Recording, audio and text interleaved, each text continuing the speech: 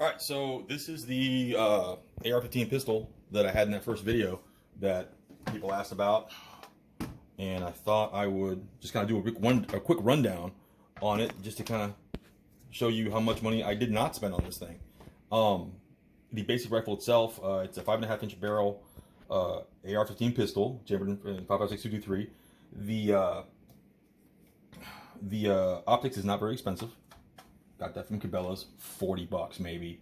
It's a great little red dot. It holds a 0, has a quick detach on the bottom of it. And that is really the only thing you got to spend your money on besides a rifle. Obviously, I changed the charging handle, changed the grip, put some extensions on the mag release and the ambidextrous safety, and I put a bad lever on it. But other than that, just the rifle itself and the True Glow or any red dot sight whatsoever, and you've got a rifle that isn't very expensive. You don't have to spend $1,000. This is literally the lowers I purchased from Karis Guns in Olaf, Kansas, and they're maybe $115. Not real bad at all. I mean, I've never had any problems with it. I've never had any failure to feeds. I've never had any jams. I mean, we shoot it a lot. We've probably thrown a couple thousand rounds to this thing probably, and just doesn't give me problems. And we own several of these lowers. I think I only actually have one Karis Guns upper, and it's actually a 9mm, so I have an AR-9 lying right here somewhere. But and I can show that one later on. But so the upper, this particular upper is PSA, a Palmetto State Armory upper that I bought. Most uppers you buy now come with the bolt carrier group and the charging handle, the stock little tiny one. But that being said, they're like $300, so you can pretty much have an AR-15 rifle for $500 if you really want one, and you're not, if you're okay with just having a little toy that you can take to your little gun range or your grandpa's ranch or whatever and shoot some rounds. These are the ones. I mean, $500. I mean, I keep it in the house. That's not my personal protection weapon, but I keep it in the house with everything else. And if I needed to, I mean, I can grab any one of my rifles and they're good. They're loaded, ready to go. So this is a Magpul pistol grip. That is Magpul bad lever. This, I don't remember where I got this from, but it's just a mag release extension. I just thought it looked really cool, skeletonized. I'm just that douchey. I'm Mexican, so we customize everything. The Strike Industries ambidextrous safety lever. I'm just a fan of it. I like the way it looks. You can flip it around. There's like literally 8 positions or something that you can put these in. So whatever floats your boat as far as, comfort wise, you can do it with that one. What do we have here? The 1-point sling ring, whatever. This is a KAK shockwave blade. Y'all have seen these everywhere. They're cheap. They're like $50, if that.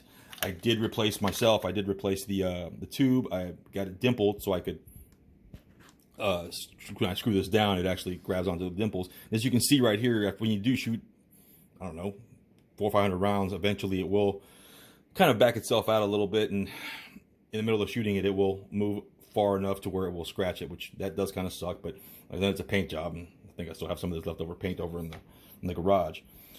And as far as the paint job, I did it myself. I mean, like anybody else now, I went on YouTube, decided I wanted to paint something battle worn, and I watched a couple videos. One guy stood out in particular. Scotch bright pads and a little rubbing alcohol and a rag, and I painted this copper,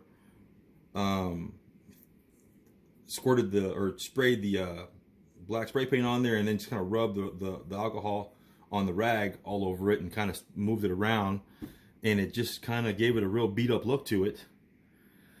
The wood, focus on that so you can kind of see the wood grain. It's got kind of a fake wood grain to it, or realistic looking wood grain to it.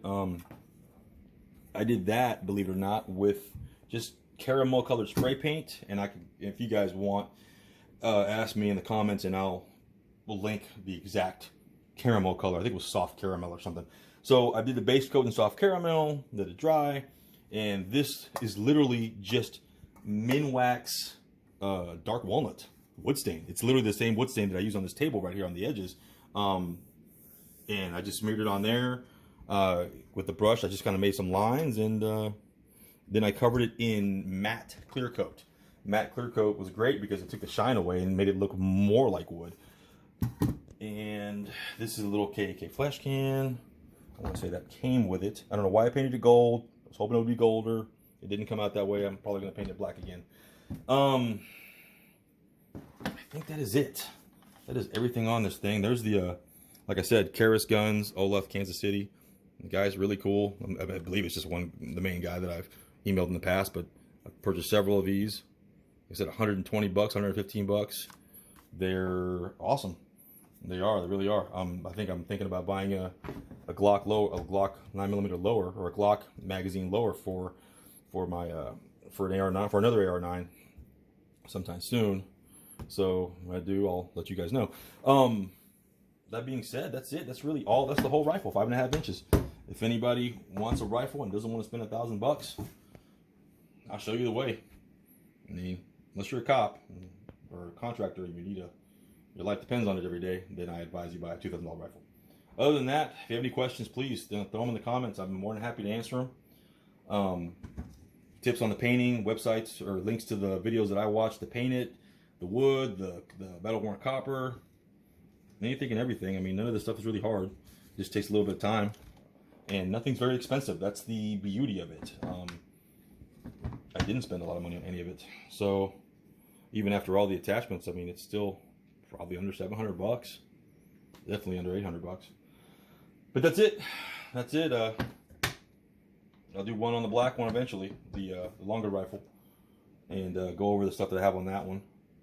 And then maybe even that AR-9 that I have, I'll do that one too. But again, if you have any questions, I'd be more than happy to answer them.